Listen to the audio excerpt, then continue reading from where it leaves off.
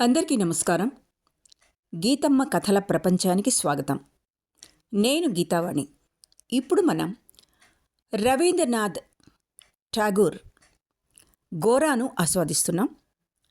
18వ భాగంలోకి ప్రవేశించాం. ముగింపుకు వస్తూ ఆసక్తికరమైన ఘట్టాలలో ఉన్న కథలోకి వెంటనే వెళ్ళిపోదాం. సుచరితతో మాట్లాడుతున్నట్టు గోరా ఎవ్వరితోనూ మాట్లాడలేదు. శ్రోతలకు తన అభిప్రాయాలు, ఆదేశాలు, ప్రసంగాలుగా వినిపించేవాడు. ఇవాళ సుచరిత ముందు తన స్వత్వమంతటినీ వెల్లడిస్తున్నాడు. ఈ స్వయం ఆవిష్కరణంతో సంతోషమే కాదు, అతని అభిప్రాయాలు, నిర్ణయాలు ఉద్రేకంతో నిండిపోయాయి. అతని జీవితాన్ని ఒక రమణీయత, సౌందర్యం చుట్టుముట్టింది. దేవతలు హఠాత్తుగా అతని భక్తి ప్రపత్తుల మీద అమృతం వర్షిస్తున్నట్టు తోచింది. ఈ ఆనందోద్రేకంలో చాలా రోజుల నుంచి గోరా పర్యవసానం ఆలోచించకుండా సుచరితను వచ్చి కలుసుకుంటున్నాడు. కానీ ఈ రోజున ఆకస్మికంగా హరిమోహిని మాటలు వినేసరికి, ఒకప్పుడు నిర్దాక్షిణ్యంగా వినయ్ను చూసి నవ్వి ఇటువంటివి తెలివి తక్కువ అని నిందించడం జ్ఞాపకం వచ్చింది. అమాయకంగా అటువంటి పరిస్థితిలోనే తానూ చిక్కుకున్నానని తెలుసుకుని గోరా అద్దిరిపోయాడు. కొత్త చోటు నిద్రపోతున్న మనిషి హఠాత్తుగా దెబ్బతింటే ఆశ్చర్యంతో కొట్టుమిట్టాడినట్టే గోరా తన జ్ఞానేంద్రియాలన్నింటినీ కూడగట్టుకున్నాడు. ప్రపంచంలో బలీయమైన జాతులు అనేకం పూర్తిగా నశించిపోయాయి గాని భారతదేశం మాత్రం సంయమనం మూలంగా, సనాతన ధర్మసూత్రాలను గట్టిగా అంటిపెట్టుకుని ఉండడం మూలంగా అనేక శతాబ్దాల వ్యతిరేక శక్తుల్ని ఎదుర్కొని నిలిచి ఉందని గోరా పదే పదే బోధిస్తూ వచ్చాడు. ఈ ధర్మసూత్రాలను సడలించడానికి గోరా ఏమాత్రం అంగీకరించేవాడు కాదు. భారతదేశాన్ని ఎంత దోచుకున్నా ఈ కఠిన నియమాల సంయమనంలో భారతదేశ ఆత్మ దాగి ఉందని, ఆమె శరీరాన్ని ఏ క్రూర పరిపాలకులు కూడా స్పృశించలేరని చెప్తుండేవాడు. విదేశీ పాలన కింద ఉన్నంతవరకు మన ధర్మసూత్రాలను మనం పాటించి తీరాలి. వాటి మంచి చెడ్డల్ని కాలానికి వదిలివేయాలి. నీటిలో మునిగే మనిషి చేతికి దొరికిన గడ్డిపోచో, రక్షించే ఇంకే వస్తువునో అందమైనదా కాదా అని ఆలోచిస్తాడా? గోరా పదే పదే అలా ప్రకటించుకున్నాడు. ఈ రోజున ఇలాగే తలచాడు. అతని ప్రవర్తనను హరిమోహిని నిందించేసరికి అంకుశంతో పొడిచిన ఏనుగులా అయిపోయాడు. గోరా ఇంటికి చేరేసరికి మహిం చొక్కా వేసుకోకుండా గుమ్మం ముందర బెంచి మీద కూర్చునున్నాడు. గోరా వెనకనే ఇంట్లోకి వెళ్ళి, గోరా, నీతో మాట్లాడాలి అన్నాడు. గోరా గదిలో కూర్చోగానే మహిం, కోపగించుకోకు తమ్ముడు, వినయ్కి పట్టిన జబ్బే నీకు పట్టిందా? వాళ్ళ ఇంటికి తరచుగా వెళ్తూ వాళ్లతో బాగా కలిసి మెలిసిపోతున్నావు అని అడిగాడు. నువ్వేం భయపడనక్కర్లేదు అన్నాడు గోరా సిగ్గుపడుతూ. వ్యవహారాలు చూస్తుంటే అలా అనిపించడం లేదు అన్నాడు మహిం. కష్టపడక్కర్లేకుండా గుటుక్కున మింగి ఇంటికి తిరిగి రావడానికి తినే వస్తువు అనుకున్నావా? కానీ ఎరలో కొక్కెం ఉందని నీ స్నేహితుని దుర్దశ నుంచే బాగా తెలుసుకోవచ్చు కదా. పారిపోకు, అసలు విషయం ఇంకా చెప్పలేదు. బ్రహ్మ సమాజ బాలికను వినయ్ వివాహమాడడం నిశ్చయమైందని విన్నాను. ఇక నుంచి అతనితో మనకేం సంబంధం లేదని ముందుగానే నీతో చెప్తున్నాను అన్నాడు మహిం. ఆ సంగతి వేరే చెప్పాలా అంటూ అంగీకారం వెలిబుచ్చాడు గోరా. కానీ అమ్మ గొడవ చేస్తే అసహ్యంగా ఉంటుంది. మనం కుటుంబీకులం. మన కొడుకులకి కూతుళ్ళకి పెళ్ళిళ్ళు చేయడానికి నడు విరగ్గొట్టుకోవాలి.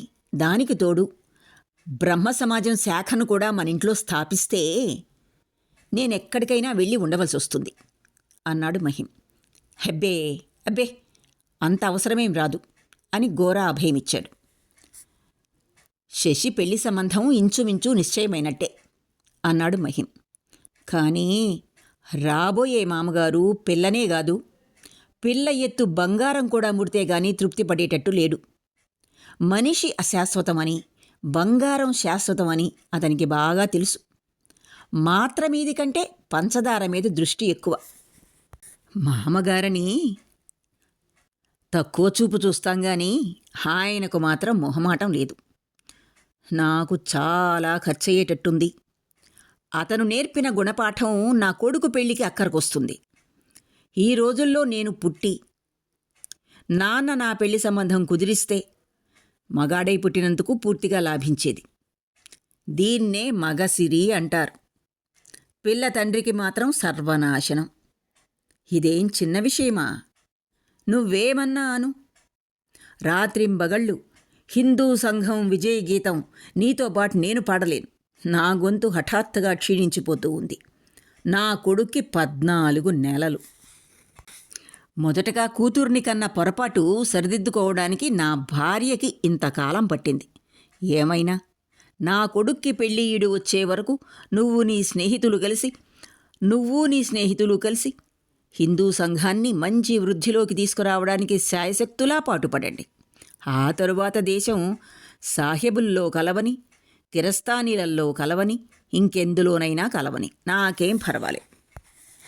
గోరా వెళ్దామని లేవడం చూసి మహిం వదలకుండా శశి పెళ్లికి వినయ్ని పిలవడానికి వెళ్ళేది. పిలిస్తే ఇంకా కష్టాలు కొని తెచ్చుకోవడమే. జాగ్రత్తగా ఉండమని అమ్మని హెచ్చరించడం ఇప్పుడే ప్రారంభించాలి అన్నాడు. ఆనందమయ్య గదిలోకి గోరా వెళ్ళేసరికి ఆమె సులోచనాలు పెట్టుకొని బల్ల మీద కూర్చొని జమా ఖర్చులు వ్రాస్తోంది. గోరాను చూడగానే పుస్తకం మూసివేసి సులోచనాలు తీసి కూర్చో అంది. గోరా కూర్చోగానే ఆనందమయ్య, నీతో ఒక విషయం సంప్రదించాలనుకుంటున్నాను. వినయ్ పెళ్లి చేసుకోబోతున్నాడు, విన్నావుగా అంది. గోరా మాట్లాడలేదు. ఆనందమయ్యి, వినయ్ పినతండ్రికి కోపం వచ్చింది. వాళ్ళెవ్వరూ పెళ్లికి రావటం లేదు. పరేష్ బాబు ఇంట్లో జరగడానికి వీలవుతుందని నమ్మకం లేదు. వినయే అన్ని ఏర్పాట్లు స్వయంగా చేసుకోవాలి. మన ఇంటి 2వ అంతస్తులో ఉత్తర భాగం ఎక్కువ సదుపాయంగా ఉంటుంది. క్రింది భాగంలో అద్దెకున్నారు గాని పై భాగంలో ఎవరూ లేరుగా అంది. ఎలా సదుపాయంగా ఉంటుంది అని గోరా అడిగాడు. వాడి పెళ్లికి నేను కాకపోతే ఏర్పాట్లన్నీ ఎవరు చూస్తారు? సందిగ్ధావస్థలో పడిపోతాడు. ఆ గదుల్లో పెళ్లి జరిగితే మాత్రం కష్టం లేకుండా సులువుగా ఇక్కడి నుంచి సంభాళించగలను. వీల్లేదమ్మా అన్నాడు గోరా ఖండితంగా. ఎందుకు వీల్లేదు? ఇంటి యజమాని అనుమతి తీసుకున్నాను అంది ఆనందమయ్యి. అమ్మా, పెళ్ళి ఇక్కడ జరగడానికి వీల్లేదు. నా మాట విను అన్నాడు గోరా. ఎందుకనే? వినయ్ వాళ్ల పద్ధతి ప్రకారం పెళ్లి చేసుకోవడం లేదుగా. అలా వాదించి లాభం లేదు. సంఘంతో వాదించి ప్రయోజనం ఏమిటి? వినయ్ ఇష్టం వచ్చినట్టు చేసుకొని మనం మాత్రం ఈ పెళ్లికి అనుమతించలేం. కలకత్తాలో ఇళ్లకు కరువు లేదు. అతనికి స్వంత ఇల్లుందిగా. ఇళ్ళు చాలా ఉన్నాయని ఆనందమయ్యకి తెలుసు. బంధుమిత్రులంతా వదిలేస్తే అనాథలాగా, దురదృష్టవంతుడిలాగా ఏ అద్దె కొంపలోనో ఏదో విధంగా వినయ్ పెళ్లి చేసుకోవడం ఆమె భరించలేకపోయింది. అందుకే తన ఇంటిలో ఖాళీగా ఉన్న భాగంలో పెళ్లి జరిపించాలని ఆమె మనస్సులో నిశ్చయించుకుంది. సంఘం నుంచి ప్రతిఘటన రానీయకుండా తమ ఇంట్లో పెళ్లి జరిపించితే ఆమెకెంతో తృప్తిగా ఉంటుంది. ఈ విషయం నీకు నచ్చకపోతే ఎక్కడైనా ఇల్లు అద్దెకు తీసుకోవాలి. దానివల్ల నేను చాలా శ్రమపడవలసి వస్తుంది.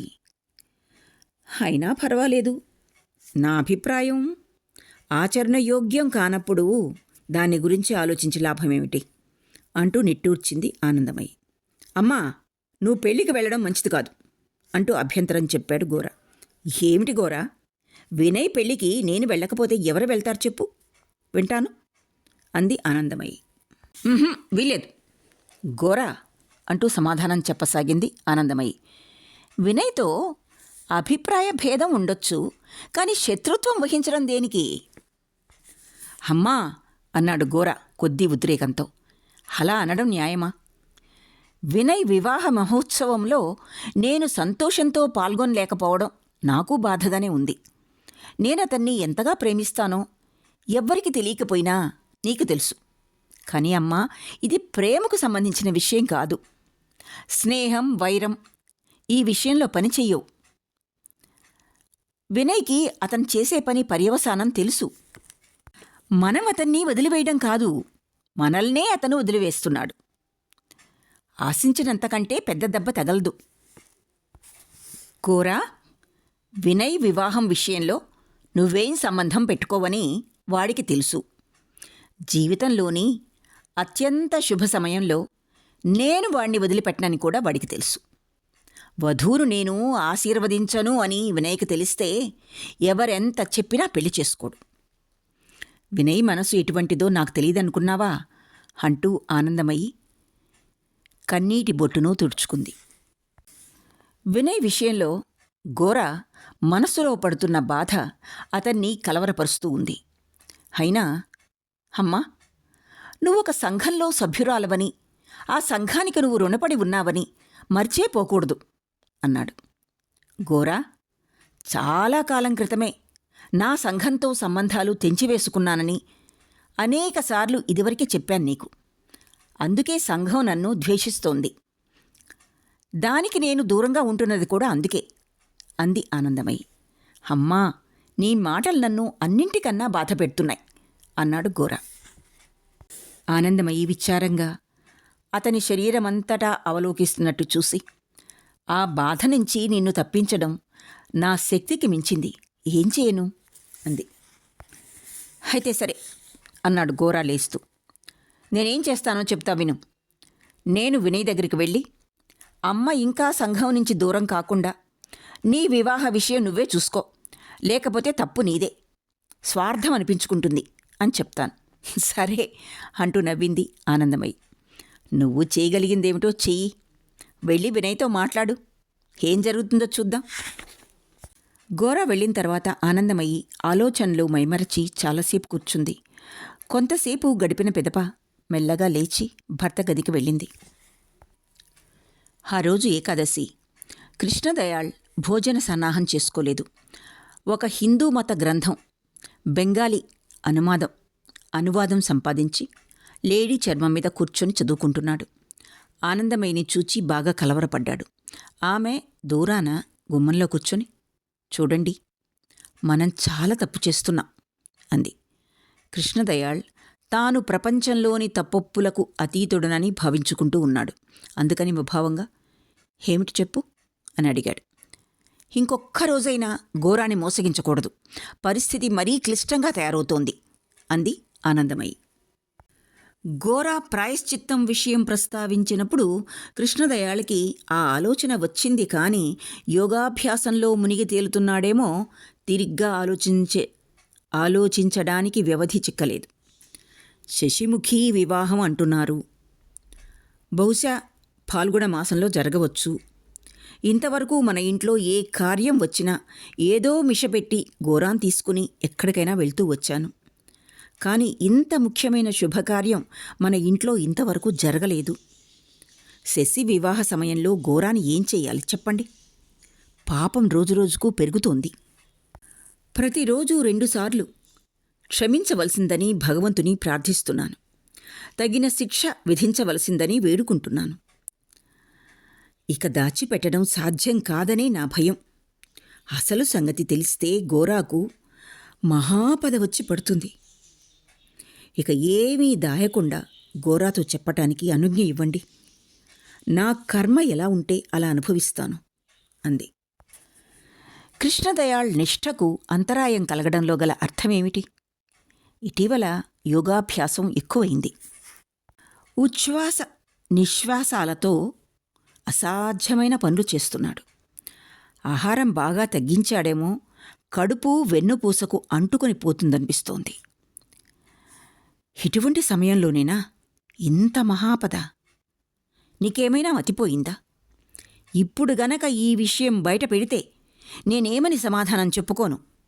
నా పింఛను ఆపేయవచ్చు, పోలీసులతో అవస్థ రావచ్చు. అయిందేదో అయిపోయింది. అదుపులో ఉంచడానికి నువ్వు చేయగలిగిందంతా చెయ్యి. చెయ్యలేకపోతే అంత అపరాధం అనిపించుకోదు అన్నాడు కృష్ణదయాళ్. నేను చనిపోయిన తర్వాత వాళ్ళిష్టం వచ్చినట్టు చేసుకొని అంతవరకు నన్ను బాధించకుండా ఉంటే చాలు అని నిశ్చయించుకున్నాడు కృష్ణదయాళ్. అంతేకాక ఇతరుల విషయం ఏమి జరుగుతున్నది తనకు తెలియకపోతే అంతా సవ్యంగానే జరుగుతుందని ఏ విషయమూ పట్టించుకోవడం లేదు. ఏమి చేయాలో నిశ్చయించుకోలేక ఆనందమై దిగులుపడి కొంచెంసేపు నిలబడి, మీ ఆరోగ్యం ఏమీ బాగున్నట్టు కనిపించడం లేదు, మీ శరీరం అంటూ అడ్డు వచ్చాడు కృష్ణదయాళ్. చిన్నగా నవ్వుతూ భార్య తెలివి తక్కువగా మాట్లాడినందుకు అసహనంతో పెద్దగా శరీరం అన్నాడు. ఈ విషయంలో సంతృప్తికరంగా ఏదీ తేల్చనందున కృష్ణదయాళ్ లేడీ చర్మం మీద తిరిగి కూర్చొని చదువులో పడ్డాడు. మహిం బయట గదిలో కూర్చొని సన్యాసితో మానవుని అంత్యం, మత సిద్ధాంతాలు చర్చిస్తూ ఉన్నాడు. గృహస్థుకు ముక్తి లభిస్తుందా లభించదా అనే విషయం మీద బహు నమ్రతతో ఆదుర్దాతో ప్రశ్నించాడు. ఆ ప్రశ్నకు సమాధానం మీదనే తన జీవితమంతా ఆధారపడి ఉన్నట్లు కనిపించసాగాడు. గృహస్థుకు ముక్తి లభించడం సాధ్యం కాకపోయినా స్వర్గం లభిస్తుందని చెప్పి సన్యాసి మహింని ఓదార్చాడు. కానీ మహింకి అంత మాత్రంతో తృప్తి కలగలేదు. ముక్తి కోసం తహతహలాడిపోతున్నాడు. స్వర్గం లభించితే ఏం లాభం? కూతురి వివాహమైతే సన్యాసిని సేవిస్తూ ముక్తి కోసం పాటుపడుతున్న ఈ సంకల్పం నుంచి ఎవ్వరూ అతన్ని మరలించలేరు. కానీ కూతురి పెళ్లి చేయడం అంత సులభమేమీ కాదు. గురువుగారు దయతలిస్తే చాలు. సుచరితతో తనకు గల సంబంధం విషయమయ్యి భ్రమపడుతున్నానని భావించి గోరా ఇంకా జాగ్రత్తగా మెలగాలని నిశ్చయించుకున్నాడు. సంఘసేవను మర్చిపోయేటట్టు చేసిన ఆకర్షణ మూలంగానే అలవాటైన మార్గంలో ఖచ్చితంగా నడవలేకపోతున్నానని తలచాడు. ఉదయం సంధ్యావందనం ముగించుకుని గోరా తన గదిలోకి వెళ్ళేసరికి పరేష్ బాబు నిరీక్షిస్తూ కనిపించాడు. పరేష్ బాబుతో అన్యోన్యత ఉందనే భావం మూలంగా హఠాత్తుగా గోరా హృదయం జల్లుమంది. గోరా పరేష్ బాబుకు నమస్కరించాడు. పరేష్ బాబు, వినయ్ పెళ్లి విషయం వినే ఉంటావో అన్నాడు. విన్నాను. బ్రహ్మసమాజ పద్ధతి ప్రకారం వివాహం చేసుకోవటానికి వినయ్ అంగీకరించడం లేదు.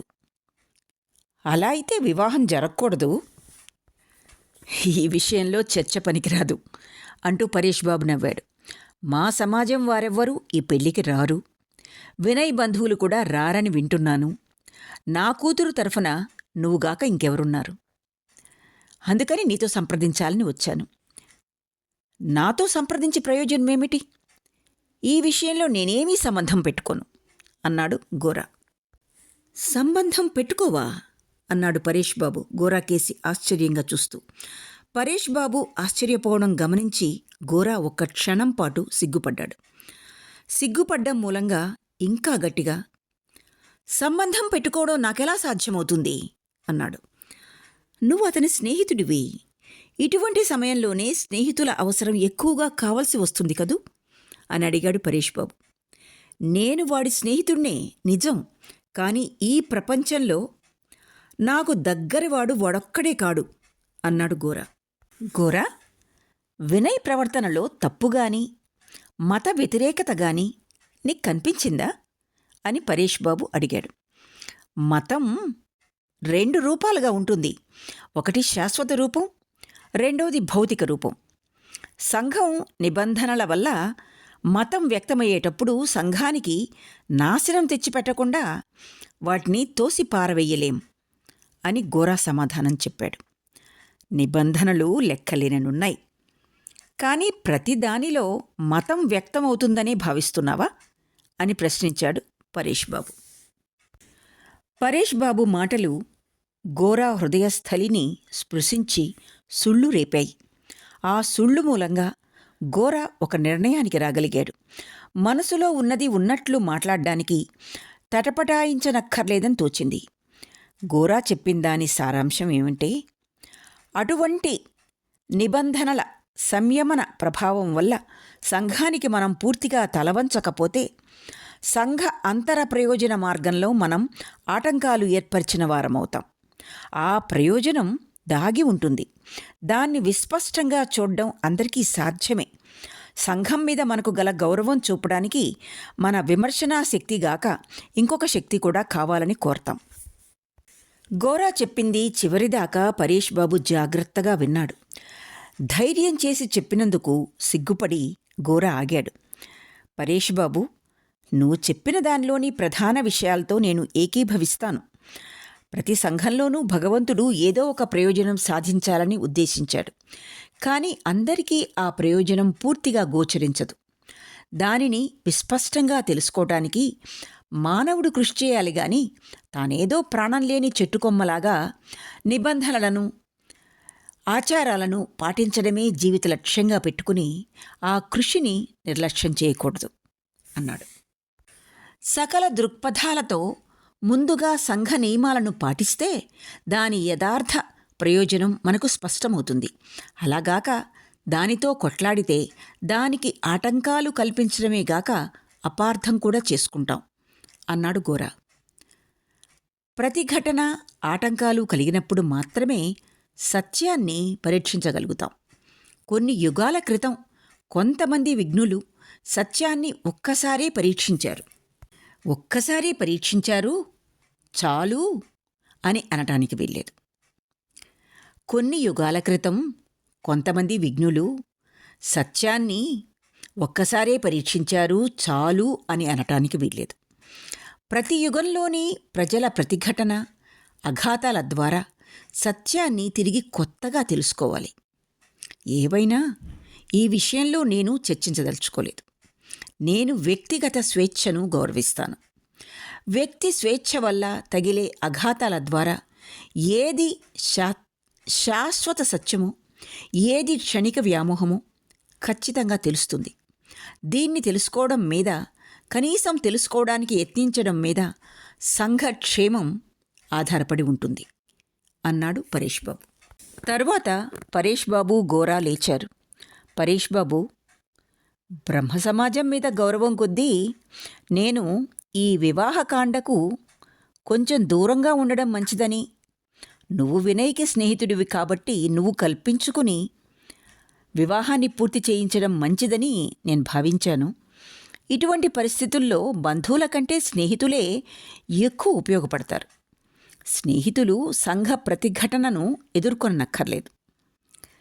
వినయ్ని వదిలివేయడం నీ కర్తవ్యమని భావించితే అప్పుడు బాధ్యతంతా నేనే వహించి ఒక్కడినే వివాహం జరిపించాలి అని అన్నాడు పరేష్ బాబు. ఒక్కడినే, ఒంటరిగా అన్న మాట పలికేటప్పుడు పరేష్ బాబు నిజంగా ఎంత ఒంటరిగా ఉన్నాడో గోరాకు అర్థం కాదు. పరేష్ బాబుకు వరదసుందరి వ్యతిరేకం. కుమార్తెలు కూడా సంతృప్తిగా లేరు. హరిమోహిని అనుమతించదనే భయం కొద్దీ సుచరితతో ఈ వివాహ విషయం సంప్రదించడం కూడా మానుకున్నాడాయన. ఇక బ్రహ్మ సమాజం సభ్యులు ఆయన మీద కత్తులు నూరుతున్నారు. వినయ్ పినతండ్రి యువకుల్ని ఎత్తుకుపోయే దొంగవని, కపటివని, దుస్సలహాలిస్తున్నావని నానా దుర్భాషలాడుతూ 2 ఉత్తరాలు రాశాడు పరేష్ బాబుకు. పరేష్ బాబు వెళ్ళిపోబోతుంటే గుమ్మంలో అవినాష్, మరి గోరా పక్షానికి చెందిన ఇంకా ఒకరిద్దరూ ఎదురయ్యారు. ఈ యువకులు పరేష్ బాబును చూడగానే నవ్వుతూ హేళన చేయసాగారు. కానీ గోరా కోపగించుకొని, గౌరవించదగిన వారిని గౌరవించే శక్తి లేకపోతే హేళన చేసేటంత నీచానికి ఒడిగట్టకుండా ఊరుకోవలసింది అన్నాడు. తర్వాత గోరా మామూలు ధోరణిలో తన పక్ష వ్యవహారాలలో మునిగిపోయాడు. అయినా ఇప్పుడు ఆ వ్యవహారాలు అతనికి ఎంతో వెగడుగొలుపుతున్నాయి. అంతా అప్రధానంగా, నిస్సారంగా తోచింది. దీన్ని కార్యకలాపం అనడం ఎలా? ఇందులో జీవమే లేదు. ఉపన్యాసాలు దంచడం, వ్రాయడం, ఒక పక్షాన్ని ఏర్పరచడం, ఇదంతా కార్యకలాపం అవుతుందా? కార్యకలాపాలను ఇంకా అసాధ్యం చేస్తుంది. అంతకు ముందెన్నడూ గోరా ఈ విషయం ఇంత తీవ్రంగా భావించలేదు. ఇదంతా అతన్ని ఇప్పుడు ఆకర్షించడం లేదు. కొత్తగా సంపాదించిన శక్తితో కంపించిపోతూ జీవితం నిరాటంకంగా ప్రవహించడానికి నిజమైన మార్గం కావాలి. ఘోరా ప్రాయశ్చిత్త కాండకు సన్నాహాలు జోరుగా సాగుతున్నాయి. జైలు జీవితం మూలంగా కలిగిన కులభ్రష్టత నుంచే కాకుండా సకల దృక్పథాలలో అతని పాపం ప్రక్షాళనం కావాలి. నూతన శరీరంతో తిరిగి జనించి కార్యకలాపం సాగించాలి. ఈ ప్రాయశ్చిత్తం చేసుకోవటానికి అనుజ్ఞ వచ్చింది. ముహూర్తం నిర్ణయించారు. తూర్పు పశ్చిమ ప్రాంతంలోని సుప్రసిద్ధ పండితులకు ఆహ్వానాలు పంపే సన్నాహం చేస్తున్నారు. ఘోరాపక్షంలోని ధనవంతులు ఖర్చులకు డబ్బు ప్రోగు చేశారు. మన దేశంలో మహత్కార్యం జరగబోతోందనే అభిప్రాయం ఘోరాపక్షీయులలో నెలకొన్నది. పండితుల్ని రావించే విషయం అవినాష్ తన వర్గం వారితో రహస్యంగా సంప్రదించాడు. ఘోరాకు హిందూ మత జ్యోతి అనే బిరుదు ఇవ్వడానికి పువ్వులు, గంధపు చెక్కలు, ధాన్యం, దర్భలు పోగు చేస్తున్నారు. కొన్ని సంస్కృత శ్లోకాలు బంగారు అక్షరాలతో తోలు కాగితం మీద ముద్రించి బ్రాహ్మణ పండితుల చేత సంతకాలు చేయించి గంధపు చెక్క పెట్టెలో పెట్టి ఘోరాకు బహుకరిస్తారు. ఆ తరువాత ఋగ్వేదం మీద మ్యాక్స్ ముల్లర్ రచించిన గ్రంథం మొరాకో అట్టతో బైండి చేయించి భారతమాత ఆశీర్వచన చిహ్నంగా ప్రాయశ్చిత్తకాండకు వచ్చిన విఘ్నులలోని వృద్ధుడు బహుకరించే ఏర్పాటు చేస్తున్నారు. వేద మత సనాతన రూప సంరక్షణకు హిందూ మతం పతనమైపోతున్న ఈ రోజుల్లో ఘోరా చేస్తున్న కృషిని ఇలా రమణీయంగా ప్రశంసించబోతున్నారు. ఘోరాకు తెలియకుండా అతని పక్షీయులు తమలో తాము అందరికీ సంతృప్తికరంగా జయప్రదంగా ప్రాయశ్చిత్తకాండ జరిపించే విషయం చర్చించసాగారు. హరిమోహినికి ఆమె మరిది కైలాస్ దగ్గర నుంచి ఉత్తరం వచ్చింది.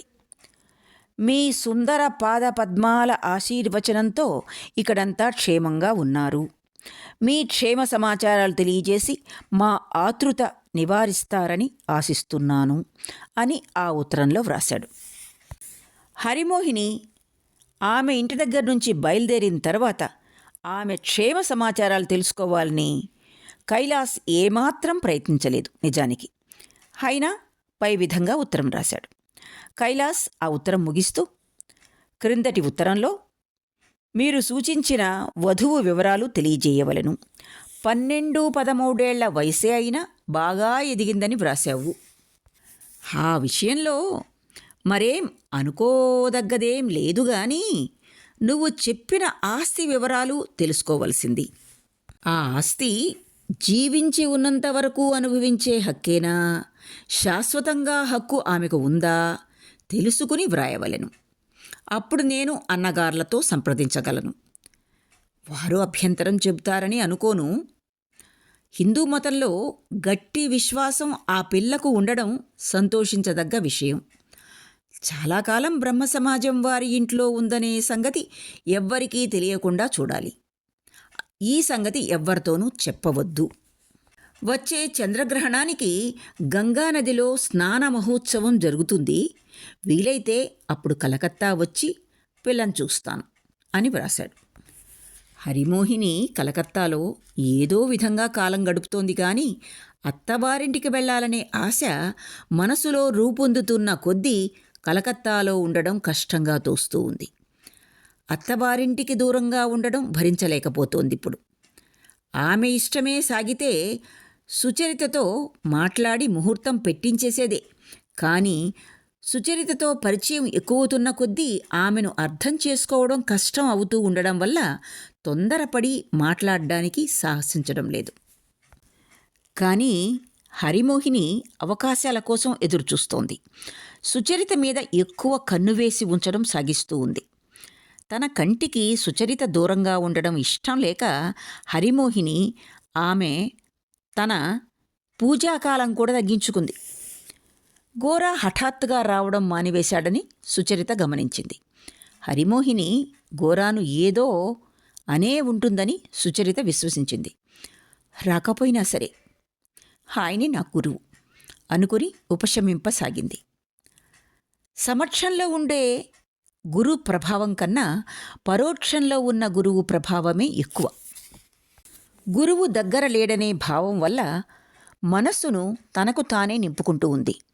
గోరా దగ్గర ఉంటే సుచరిత అతనితో వాదించేది. ఇప్పుడు అతని వ్యాసాలు చదివి వాదించకుండా ఆమోదిస్తోంది. ఎక్కడైనా అర్థం కాకపోయినప్పుడు ఆయన దగ్గర ఉంటే అర్థమయ్యేట్టు చెప్పేవాడు కదా అని అనుకునేది. కానీ కళకళలాడే అతని ముఖం చూడాలని, మేఘ గర్జన లాంటి స్వరం వినాలని ఆమె అనవరతమూ తహతహలాడిపోతూ ఉండడం వల్ల క్షీణించిపోతున్నట్లు కనిపిస్తోంది. పగలనక రాత్రనక ఎప్పుడు పడితే అప్పుడు గోరాని ఎంతమంది దర్శించినా ఒక్కరు కూడా వారికి వచ్చిన అవకాశంలోని విలువను గుర్తించలేకపోతున్నారని అప్పుడప్పుడు అనుకుని తీవ్రంగా బాధపడేది. ఒకనాటి మధ్యాహ్నం లలిత వచ్చి చేతులు సుచరిత మెడకు చుట్టి, "సుచ్చి అక్క" అంది. "ఏమిటి లలిత?" అంది సుచరిత. "అంతా నిశ్చయమైపోయింది." "శుభముహూర్తం ఎప్పుడు?" "సోమవారం నాడు." "ఎక్కడా?" "ఏమో, నాకు తెలియదు, నాన్నకు తెలుసు" అని అంది లలిత తలాడిస్తూ. "సంతోషంగా ఉందా?" అని సుచరిత అడిగింది లలిత నడుం చుట్టూ చేయి వేసి. "ఎందుకు సంతోషంగా ఉండదు? నువ్వు కోరుకున్నదంతా సిద్ధించిందా? ఇక ఎవరితో దెబ్బలాడతావు? నీ ఆట కడుతుందని నా భయం." "దెబ్బలాట పెట్టుకోవడానికి మనుషులే కరువవుతారా?" అంటూ నవ్వింది లలిత. "ఇక దెబ్బలాడ్డానికి బయటి వాళ్ల కోసం వెతుక్కోనక్కర్లేదు." "ఓ, అదా సంగతి" అంది సుచరిత ఆటకాయితనంగా లలిత చెంప మీద తడుతూ. "అప్పుడే ఎత్తులు ఆలోచించి ఉంచావన్నమాట. ఇంకా ముంచిపోలేదు. పాపం, వినయ్ని ముందే హెచ్చరించడం మంచిది." "పాపం, హెచ్చరించడానికి కూడా సమయం మించిపోయిందిలే. ఇక తప్పించుకుని బయటపడలేడు. జాతకంలో వ్రాసిపెట్టిన సంకటావస్థ వచ్చి పడింది. ఇక ఏడ్చినా మొత్తుకున్నా లాభం లేదు" అంది లలిత. "నిజంగా లలిత, నాకెంత సంతోషంగా ఉందో చెప్పలేను" అంది సుచరిత హఠాత్తుగా గంభీరంగా కనిపిస్తూ. "వినయ్ వంటి భర్తకు తగిన దానివి కావాలని భగవంతుణ్ణి ప్రార్థిస్తాను." "ఫో, నిజానికి నా వంటి భార్యకు తగిన భర్తగా ఆయనుండాలి. ఈ విషయం ఆయనతో ప్రస్తావించి చూడు, ఏమంటారు? ఆయన అభిప్రాయం విను. ఇంతకాలంగా ఆ అసాధారణ అద్భుత వ్యక్తి ప్రేమను మెచ్చుకోలేకపోయామే, గుడ్డిగా వ్యవహరించామే అని పస్తాయిస్తాను" అంది లలిత. "మంచిదే, రంగంలోకి ఒక ప్రవీణుడు దిగాడన్నమాట. ఇక విచారానికి ఆస్కారం ఉండదు. కావలసిందేమిటో ఇష్టమైనంత మూల్యం చెల్లించి సంపాదించుకున్నావు. అనుభవం లేని నా వంటి దాని ప్రేమను పరీక్షించవలసిన అవసరం లేదు" అంది సుచరిత. "అవసరం లేదా? ఓ, చాలా అవసరం ఉంది" ఇలా అని లలిత సుచరిత చెంప నొక్కింది నర్మగర్భంగా. "నీ ప్రేమ కూడా నాకు కావాలి. ఇంకెవరికీ సమర్పించి నన్ను మోసగించడానికి వీల్లేదు" అంది లలిత. ఇంకెవరికీ సమర్పించను" అంది సుచరిత లలిత చెంపకు తన చెంప చేర్చి. "ఇంకెవ్వరికీ సమర్పించవా?" అని అడిగింది లలిత. "గట్టి నమ్మకమేనా? ఎవ్వరికీ?" సుచరిత తల పంకించి ఊరుకుంది. దానిమీద లలిత కొద్ది దూరం జరిగి కూర్చుని, "చూడు సుచ్చి అక్క, నువ్వింకెవరినైనా ప్రేమిస్తే నేను భరించలేనని నీకు తెలుసుగా. ఇంతవరకు ఊరుకున్నాను గాని ఇవాళ చెప్పేస్తాను. గౌరమోహన్ బాబు మన ఇంటికి వస్తూ పోతున్న రోజుల్లో అబ్బా, సిగ్గెందుకు, నేను చెప్పదలిచింది ఏమిటో ఇవాళ పూర్తిగా చెప్పేస్తా. ఇంతవరకు నీ దగ్గర నేనేం దాయలేదు. ఈ ఒక్క విషయంలో మాత్రమే నీతో బాహటంగా చెప్పలేకపోయినందుకు బాధపడ్డాను. ఇప్పుడు నేను మిమ్మల్ని విడిచి వెళ్తున్నానా? ఇక ఏమాత్రం దాయలేను. గౌరమోహన్ బాబు మన ఇంటికి రావడం మొదలుపెట్టిన కొత్తల్లో కోపగించుకుంటూ ఉండేదాన్ని. ఎందుకు కోపగించుకునేదాన్ని? ఆ రోజుల్లో నాకేం అర్థం కాలేదని నువ్వు అనుకునేదానివి కదూ. నువ్వు నాతో ఆయన పేరే ఎత్తకపోవడం గమనించాను. దాని మూలంగా నాకు కోపం ఎక్కువయ్యేది. నాకంటే నువ్వు గౌరమోహన్ బాబును ఎక్కువగా ప్రేమించే సమయం వస్తుంది అనే భావాన్ని భరించలేకపోయేదాన్ని. కాదక్కా, పూర్తిగా చెప్పని. నేనెంత బాధపడ్డానో చెప్పలేను. ఇప్పుడు కూడా ఆయన విషయాన్ని నువ్వు ఏం మాట్లాడడం లేదు, కానీ ఇప్పుడు కోపగించుకోవడం లేదు నేను. నాకెంత సంతోషంగా ఉంటుందో తెలుసా, నువ్వు ఆయన. కానీ సుచరిత హఠాత్తుగా లలిత నోటిని చేత్తో మూసి వాక్యం పూర్తి చేయనీయకుండా, లలిత, నేను వేడుకుంటా, అటువంటి మాటలు మాట్లాడుకో. నీ మాటలు వింటూ ఉంటే భూమిలోకి కూరుకుపోతున్నట్టు అనిపిస్తోంది అంది. ఎందుకనే ఆయన అంటూ తిరిగి ప్రారంభించింది లలిత. కానీ సుచరిత బాగా కలవరపడి తిరిగి అడ్డు వచ్చి, పిచ్చి ఎత్తిన దానిలా మాట్లాడతావే, ఊహించరాని విషయాలు మాట్లాడడం భావ్యం కాదు అంది. అక్కా, ఇదంతా నటనా అంది లలిత తటపటాయించినందుకు నొచ్చుకుంటూ. నిన్ను జాగ్రత్తగా కనిపెట్టి చూస్తున్నాను నేను గట్టిగా. సుచరిత వాక్యం పూర్తి చేయనీలేదు. లలిత చేతుల్లో నుంచి తన చేతులు లాగివేసుకుని గదిలో నుంచి వెళ్ళిపోయింది. లలిత ఆమె వెనకాలే పరిగెత్తుకుంటూ వెళ్ళి, సరే, ఇక ఆ విషయం ప్రస్తావించంలే అంది. ఎన్నటికీ అని వేడుకుంది సుచరిత. అంత గట్టిగా మాట ఇవ్వలేను గాని ఆ రోజు వచ్చినప్పుడు చెప్తా. అప్పటి వరకు మాట్లాడను, అంత మాత్రమే మాట ఇవ్వగలను. కొద్ది రోజుల నుంచి హరిమోహిని ఎడతెగకుండా సుచరితను కనిపెట్టి చూస్తోంది. ఎప్పుడూ వెంట తిరుగుతోంది. సుచరిత ఈ విషయం గమనించింది. ఈ అనుమానం, ఈ కాపల ఆమెకు భరించరానివి అయ్యాయి. సహనం కోల్పోయింది. ఇవాళ లలిత వెళ్ళిన తర్వాత సుచరిత అలసిపోయి బల్ల ముందు కూర్చొని తల చేతులతో పట్టుకొని దుఃఖించసాగింది. నౌకరు దీపం తీసుకొచ్చాడు. దీపం అక్కర్లేదని పంపించి వేసింది. ఆ సమయంలో హరిమోహిని పూజ చేసుకుంటోంది. లలిత వెళ్లడం చూసి హఠాత్తుగా కిందకొచ్చి సుచరిత గదిలోకి వెళ్ళి, రాధారాణి అని పిలిచింది. సుచరిత తొందరగా కళ్ళు తుడుచుకుని లేచి నిలబడింది. హరిమోహిని ఏమిటి అని గద్దించింది. సుచరిత ఈ ప్రశ్నకు జవాబు చెప్పకపోయేసరికి హరిమోహిని కఠినంగా, ఈ వెర్రివేషాలేమిటో నాకు అర్థం కావటం లేదు అంది.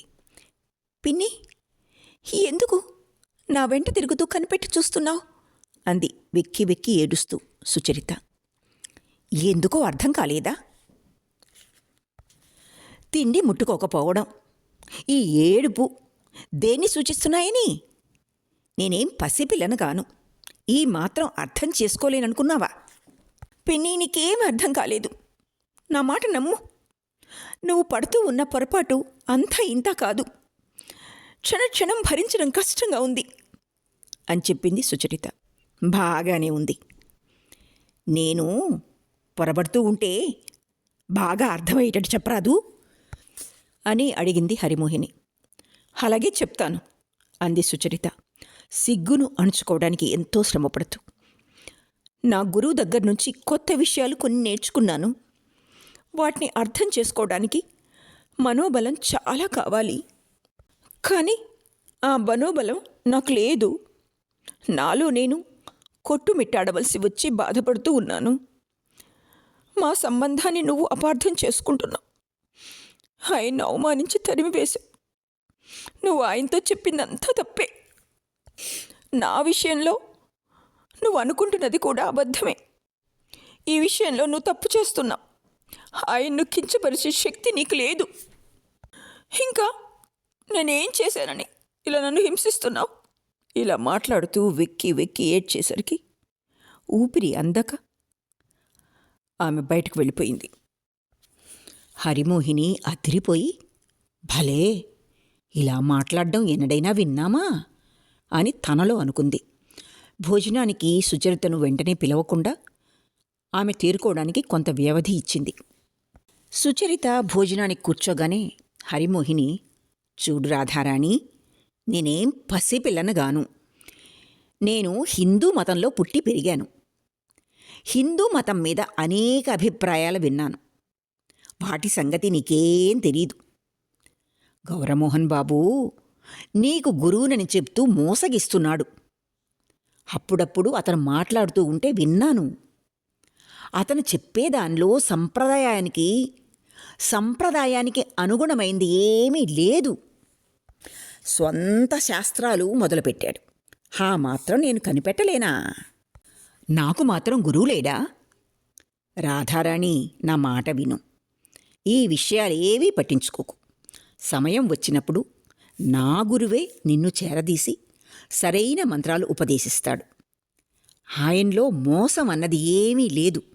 నువ్వేం భయపడనక్కర్లేదు. నిన్ను హిందూ సంఘంలో చేర్పిస్తాను. నువ్వు బ్రహ్మ సమాజం వారి ఇంట్లో ఉన్నావా లేదా అనే ప్రశ్న లేదు. ఆ విషయం ఎవ్వరికి తెలుస్తుంది? నీకు పెళ్ళి ఈడు దాటిపోయింది. కానీ చాలామంది పిల్లలు అసలు వయస్సు కంటే ఎక్కువగా కనిపిస్తూ ఉంటారు. నువ్వు ఎప్పుడు పుట్టింది అడిగేదెవ్వరూ. డబ్బు ఉంటే ఏవైనా సాగుతుంది. ఎవ్వరూ అడ్డు చెప్పరు. తక్కువ కులం కుర్రవాడు కాస్త ఖర్చు పెట్టి ఎక్కువ కులం వాడైపోవడం నేను కళ్ళారా చూశాను. మంచి బ్రాహ్మణ కుటుంబంలో నిన్ను పడవేస్తాను. అప్పుడు ఎవ్వడూ నోరెత్తడానికి సాహసించడు. అంతా ఎందుకు? వాళ్లే హిందూ సంఘానికి నాయకులు. అందుచేత ఈ గురువు కోసం నువ్వేమీ నెత్తి నోరు కొట్టుకోనక్కర్లేదు అంది. హరిమోహిని ఇంత పెద్ద ఉపోద్ఘాతం ప్రారంభించేసరికి సుచరితకు ఆకలి చచ్చిపోయింది. ఒక్క ముద్ద కూడా దిగటం లేదు. ఎంతో శ్రమ చేసి ఎలాగో కొద్దిగా తినగలిగింది. తినకపోతే హరిమోహిని ఇంకా పెద్ద ఉపన్యాసం ఇచ్చి విసుగెత్తిస్తుందని సుచరితకు తెలుసు. హరిమోహిని సుచరిత తన మాటలకు చెలించకపోవడం గ్రహించి తనలో తాను, ఎబ్బే, వీళ్ళని అర్థం చేసుకోవడం నా తరం కావటం లేదు. నేను హిందూనే అని ఒకవైపున గొల్లున ఏడుస్తోంది. మంచి అవకాశం వచ్చినప్పుడు నా మాట వినదు. ప్రాయశ్చిత్తం చేసుకోనక్కర్లేదు, సంజాయిషి చెప్పుకోనక్కర్లేదు. 4 రూపాయలు అవతల పారేస్తే సంఘం చెప్పినట్టు వింటుంది. ఈ మాత్రం దానికి కూడా ఉత్సాహం చూపకపోతే ఇక హిందువుని అనుకోవడం దేనికి? ఆ ఘోర ఒట్టి దగాఘోరని తొందరలోనే హరిమోహిని భావించింది. ఇంత ఘోర మోసానికి కారణం ఏమిటి అని ఆలోచించి సుచరిత అందం, డబ్బు దీనికంతకు మూల కారణం అని నిశ్చయానికి వచ్చింది. సుచరితను ఆమె గవర్నమెంటు రుణపత్రాలతో సహా భద్రంగా తన అత్తగారి కంచుకోటకు చేరిస్తే అందరికీ మంచిదని భావించింది. సుచరిత మెత్తబడితేనే గాని ఏమీ చేయటానికి సాధ్యం కాదు. అందుకని రాత్రింబగళ్ళు తన అత్తగారింటి విషయమే మాట్లాడసాగింది హరిమోహిని. వారికెంత పలుకుబడి ఉన్నదో, ఎటువంటి అసాధ్యపు పనులైనా ఎలా చేయగలరో ఉదాహరణపూర్వకంగా చెప్తూ ఉంది. వారిని ఎదిరించిన అమాయకుల్ని సంఘం ఎలా హింసించిందో, ఎంత హింసించిందో, ముసల్మానుల చేతికూడు తిని కులభ్రష్టులైన వారు కూడా హిందూ సంఘంలో నవ్వుతూ ఎలా మెలగ్గలుగుతున్నారో నమ్మేటట్టు పేర్ల వివరాలతో సహా వెల్లడించి చెప్పింది. సుచరిత తరచుగా తమ ఇంటికి రావడం తనకిష్టం లేదనే సంగతి వరదసుందరి దాచిపెట్టలేదు. నిర్మోహమాటంగా మాట్లాడతానని ఆమెకొక గర్వం. ఎవరినైనా నిరాఘాటంగా దూషించినప్పుడు తన సుగుణాలను వెల్లడించక మానడం లేదు. ఇంటికి వస్తే మర్యాదగా ఉండదని స్పష్టంగా వరదసుందరి సుచరితకు తెలియజేసింది. సుచరిత తరచుగా వారి ఇంటికి వెళ్ళినందువల్ల పరేష్ బాబుకు మనశ్శాంతి ఉండదని సుచరితకు స్వయంగా బాగా తెలుసు. మరీ అవసరమైతే తప్ప సుచరిత వారి ఇంటికి వెళ్ళేది కాదు. పరేష్ బాబే రోజుకు 1-2 సార్లొచ్చి సుచరితను చూసిపోతూ ఉంటున్నాడు. పని ఒత్తిడి వల్ల, ఇతర చింతల వల్ల కొన్ని రోజులుగా పరేష్ బాబు సుచరిత ఇంటికి వెళ్ళడం లేదు. సుచరిత పరేష్ బాబు ఎప్పుడొస్తారా అని ఎదురుచూస్తూ ఉంది. వారిద్దరి ప్రగాఢ సంబంధం మీదనే వారి క్షేమం ఆధారపడి ఉంది. ఆ సంబంధం ఎన్నటికీ విచ్ఛిన్నమైపోదని ఆమెకు గట్టి నమ్మకం. కానీ ఇంకా 1-2 బంధనాలు ఆమెను బయటకు లాగుతూ, బాధ కలిగిస్తూ, విశ్రాంతి తీసుకొనివ్వడం లేదు. పైగా హరిమోహిని రోజురోజుకు ఆమె జీవితాన్ని భరింపరానిదిగా చేస్తోంది. అందుకని ఇవాళ వరదసుందరికి కోపం వచ్చినా సరే అని పరేష్ బాబు ఇంటికి వెళ్ళింది సుచరిత. పడమటి దిక్కుకు ఎదురుగా ఉన్న ఆ 3 మేడ సూర్యాస్తమయ సమయంలో పొడుగాటి నీడను పరపింది. ఆ నీడలో పరేష్ బాబు ఒంటరిగా తల వంచుకొని ఆలోచిస్తూ మెల్లగా పచార్లు చేస్తున్నాడు. నాన్న, బావున్నారా అని సుచరిత అడిగింది, తాను ఆయన వెంట పచార్లు చేస్తూ. ధ్యానానికి హఠాత్తుగా అంతరాయం కలిగేసరికి పరేష్ బాబు ఉలిక్కిపడి ఒక క్షణం కదలకుండా నిలబడి సుచరిత కేసు చూసి, బావున్నాను రాధా అన్నాడు. ఇద్దరూ అటూ ఇటూ తిరగసాగారు. పరేష్ బాబు, సోమవారం నాడు లలిత పెళ్ళి అన్నాడు. ఈ వివాహ సందర్భంలో తనతో సంప్రదించడానికి గాని, సహాయం కోరడానికి గాని ఎందుకు తనను పిలిపించలేదని సుచరిత అడుగుదామని తలపోసింది గాని, తన వైపునే ఏదో ఆటంకం ఉందని భావించుకుని అడగడానికి సాహసించలేకపోయింది. ఇంకెప్పుడైనా అయితే ఆయన పిలుపు కోసం నిరీక్షించేది కాదు. ఆమె ఆలోచిస్తున్న విషయమే పరేష్ బాబు తీసుకొచ్చాడు. ఈసారి నీ సలహాలు తీసుకోలేకపోయాను రాధా అన్నాడు.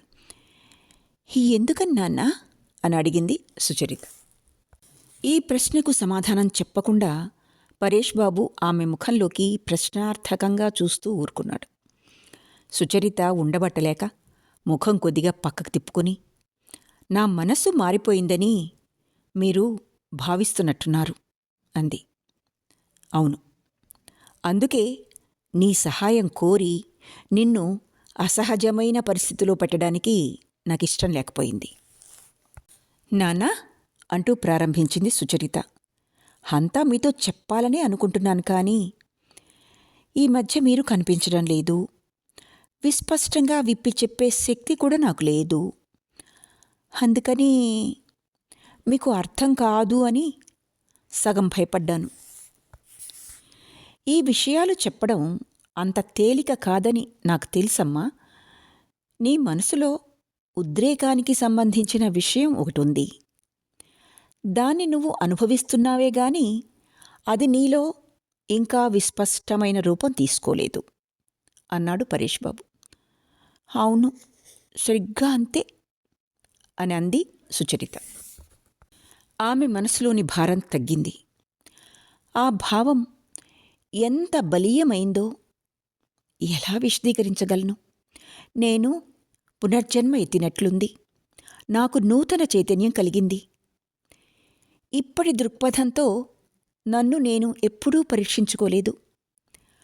నా దేశ గతంతో గాని భవిష్యత్తుతో గాని నేను సంబంధం పెట్టుకోలేదు.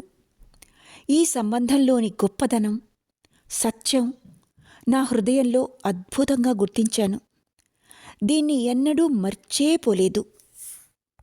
చూడండి నాన్న, పూర్వం గుర్తించడానికి ఇష్టపడకపోయినా ఇప్పుడు నేను హిందువుని అని నొక్కి చెప్తున్నాను. తటపటాయించకుండా నేను హిందువుని అని సత్యం చెప్తున్నాను. ఇలా అంగీకరించడం నాకెంతో సంతోషం కలిగిస్తోంది. ఈ విషయం అన్ని విధాలా ఆలోచించావా? అందులోని చిక్కులు గమనించావా అని పరేష్ బాబు అడిగాడు. సకల దృక్పథాల నుంచి చూడగల శక్తి నాకుంటేనా అని సమాధానం చెప్పడం ప్రారంభించింది సుచరిత. ఈ విషయాలు ఎక్కువగా చదివాను, ఎక్కువగా చర్చించాను. విషయాలను యథార్థమైన పరిమాణంలో చూడ్డం తెలియనప్పుడు, హిందూ మతంలోని అల్ప విషయాలను అతిశయోక్తులుగా పరిగణించినప్పుడు హిందూ మతం అంటే నాకు ఒక విధమైన ద్వేషం ఉండేది. సుచరిత ఇలా మాట్లాడేసరికి పరేష్ బాబు ఆశ్చర్యపోయాడు. సుచరిత మనస్సులో భావ పరివర్తన జరుగుతోందని పరేష్ బాబు స్పష్టంగా గ్రహించాడు. సత్యమైనదేదో ఆమెకు లభించినందువల్ల ఆమెకు అనుమానాలు సమసిపోయాయని భావించాడు. వ్యామోహంలో చిక్కుకొని తనకు అర్థం కాని ఉద్రేకంలో ఆమె కొట్టుకుపోతోందని ఆయన తలచలేదు.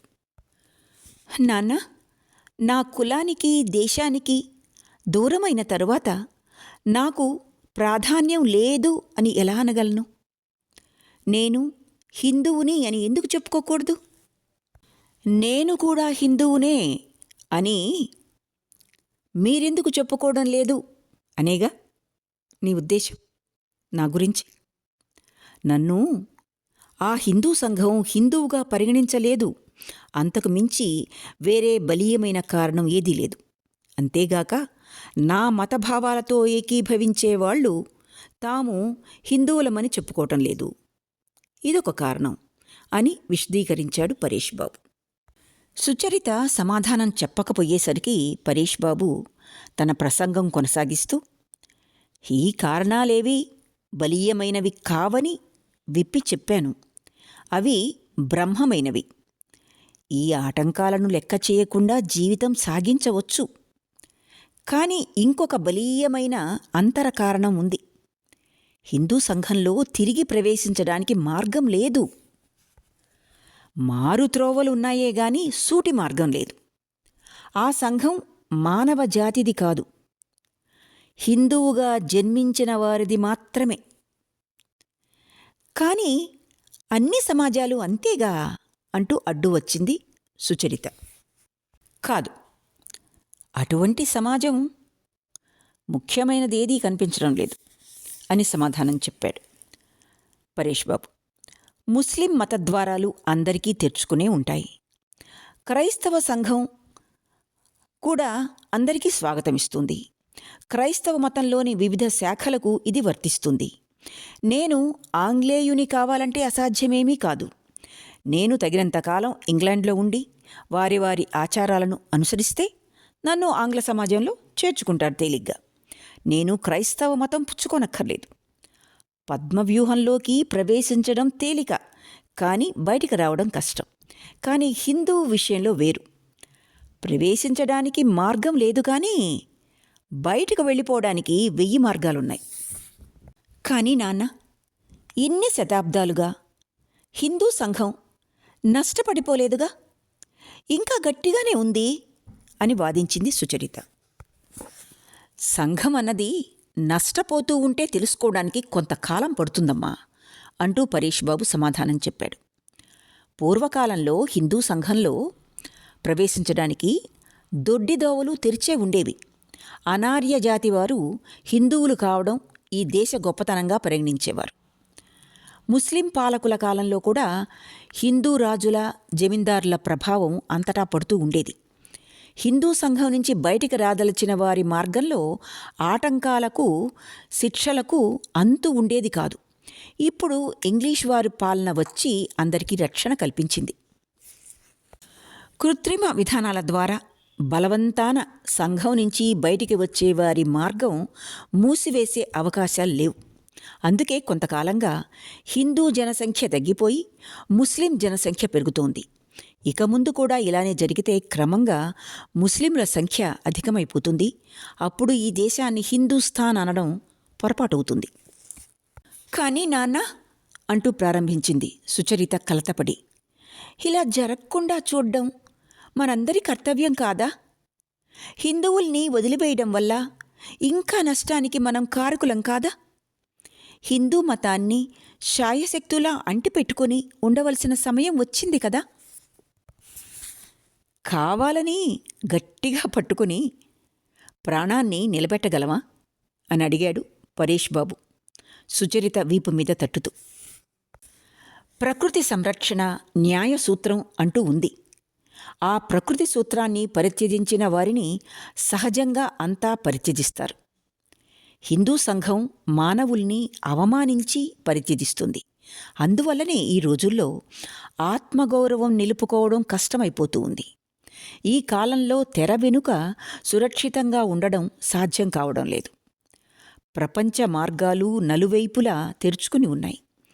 నలువైపుల నుంచి జనం మన సంఘం మీద దాడి చేస్తున్నారు. చుట్టూ గోడలు కట్టుకుని నిబంధనలు, ఆచారాలు, మత సూత్రాలతో ఆనకట్ట కట్టుకుని ప్రపంచంతో సంబంధాలు తెంచుకోవడం ఇక సాధ్యం కాదు.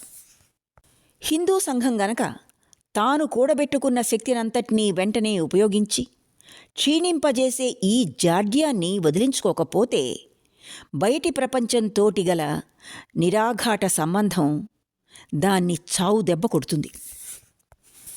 ఇదంతా నాకేం అర్థం కావటం లేదు అంది సుచరిత బాధాకులిత స్వరంతో.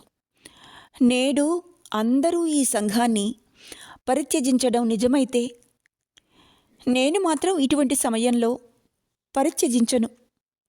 మనం ఈ దురదృష్ట కాల సంతానం. అందుచేత ఆపద సమయంలో మన సంఘానికి అండదండగా నిలబడి తీరాలి. అమ్మా, నీకు మనసులో రేకెత్తిన భావాలకు వ్యతిరేకంగా నేనేం చెప్పను. ఆరాధన ద్వారా శాంతి చేకూర్చుకో. నీలోని సత్వంతో నువ్వు అనుభూతి చెందే సుగుణ భావంతో ఆ శాంతితో సామరస్యం కుదుర్చుకుని అప్పుడు అన్నింటినీ విమర్శనా దృష్టితో పరిశీలించడానికి యత్నించు. క్రమక్రమంగా అంతా నీకు విస్పష్టమవుతుంది. అన్నిటికంటే గొప్పవాడైన భగవంతుని నీ దేశం కంటే ఇంకెవరికంటే తక్కువ చేయకు. అలా చేయడం నీకు మంచిది కాదు, నీ దేశానికి మంచిది కాదు. ఈ ఆలోచన మనసులో ఉంచుకుని నీ జీవితమంతా మనస్ఫూర్తిగా ఆయనకు అంకితం చెయ్యాలని, ఆయనకు అంకితం కావాలని వాంఛిస్తున్నాను. నా దేశంతో, సర్వులతో నాకు గల సంబంధం వాస్తవికంగా ఉంటుంది అన్నాడు పరేష్ బాబు. ఇంతలో నౌకరు వచ్చి ఒక ఉత్తరం ఇచ్చాడు. కళ్ళజోడు దగ్గరలేదు అన్నాడు పరేష్ బాబు. వెలుతురు కూడా తగ్గిపోయింది. దాన్ని చదివి వినిపించమ్మా. సుచరిత ఉత్తరం తీసుకుని చదివి వినిపించింది. ఆ ఉత్తరం బ్రహ్మ సమాజ సభవారు వ్రాసింది. దానిమీద ముఖ్యులు చాలామంది సంతకాలు చేశారు. పరేష్ బాబు బ్రహ్మ సమాజేతర పద్ధతిన తన కుమార్తెల్లో ఒక ఆమెకు వివాహం చేయటానికి అంగీకరించడమేగాక వివాహ మహోత్సవంలో స్వయంగా పాల్గొనబోతున్నాడు. కాబట్టి బ్రహ్మ సమాజం ఆయనను పాలకవర్గములో సభ్యుడిగా ఇక ముందు పరిగణించదు అని ఆ ఉత్తర సారాంశం. సమర్థించుకోవడానికి ఏమైనా చెప్పదలచితే ఆదివారంలోగా సంజాయిషీ వ్రాసి బ్రహ్మ సమాజ సభవారికి అందజేయాలని, ఆ రోజున సభవారు అధిక సంఖ్యాకుల ఆమోదంతో నిర్ణయం చేస్తారని కూడా ఆ ఉత్తరంలో వ్రాశారు. పరేష్ బాబు ఉత్తరం తీసుకుని జేబులో పెట్టుకున్నాడు. సుచరిత ఆయన చేతిని మెల్లగా పట్టుకుని ఆయనతో అటూ ఇటూ తిరగసాగింది. క్రమంగా బాగా చీకటి పడింది. పక్క సందులో దీపం వెలిగింది. నాన్నా, మీ ధ్యానానికి వేళయింది అంది సుచరిత మృదువుగా. మీతో పాటు నేను కూడా ఇవాళ ధ్యానం చేస్తాను. ఇలా అని ఆయన్ను ఆయన ఏకాంత ప్రార్థనా మందిరానికి తీసుకువెళ్ళింది. అక్కడ యథాప్రకారం తివాసీపరిచి ఉంది. కొవ్వొత్తి వెలుగుతోంది. ఈనాటి సాయంకాలం పరేష్ బాబు మామూలు కన్నా ఎక్కువసేపు ధ్యానంలో నిమగ్నుడయ్యాడు. ముక్తసరిగా ప్రార్థన చేసిన తర్వాత లేచి బయలుదేరాడు. గది బయటకు వచ్చేసరికి వినయ్, లలిత గుమ్మం అవతల నిశ్శబ్దంగా కూర్చుని ఉన్నారు. పరేష్ బాబును చూడగానే వారు ఆయన పాదాలకు వంగి నమస్కరించారు. ఆయన వారి తలల మీద చెయ్యి వేసి ఆశీర్వదించాడు. సుచరితతో, అమ్మా, రేపు మీ ఇంటికి వస్తాను. ఇవాళ చాలా పని ఉంది, పూర్తి చెయ్యాలి అని చెప్పి బయటకు వెళ్ళాడు. ఆ సమయంలో సుచరిత నిశ్శబ్దంగా దుఃఖిస్తోంది. వరండాలోని చీకట్లో కొంతసేపు బొమ్మలాగా కదలకుండా నిల్చుండిపోయింది. లలిత, వినయ్లు కూడా మాట్లాడకుండా చాలాసేపు అలాగే ఉండిపోయారు. సుచరిత కూడా వెళ్ళిపోతూ ఉంటే వినయ్ ఆమె ముందుకు వెళ్ళి నెమ్మదిగా, నువ్వు నన్ను ఆశీర్వదించవా అని అడిగాడు. ఇలా అని వంగి ఆమెకు నమస్కరించాడు. సుచరిత ఉక్కిరిబిక్కిరై ఏమి అన్నదో ఎవ్వరికీ వినపడలేదు. పరేష్ బాబు తన గదికి వెళ్ళి బ్రహ్మసమాజ సభ వారికి ప్రత్యుత్తరం రాశాడు. ఆ ఉత్తరంలో లలిత వివాహం నేనే జరిపించాల్సి ఉంది. ఈ కారణంతో నన్ను మీరు పరిత్యజిస్తే మిమ్మల్నేమీ తప్పు పట్టదలుచుకోలేదు. ఈ విషయంలో భగవంతునికి ఒక్కటే విన్నవించుకుంటాను. ప్రతి సంఘం నన్ను తరిమివేసినా ఆయన పాదపద్మాల దగ్గర నాకు ఆశ్రయం ఇవ్వవలసిందని అని ఆ ఉత్తరంలో తెలియజేశాడు. ఇక్కడితో గోరా 18వ భాగం పూర్తి అయింది. ఆలకించినందుకు ధన్యవాదాలు.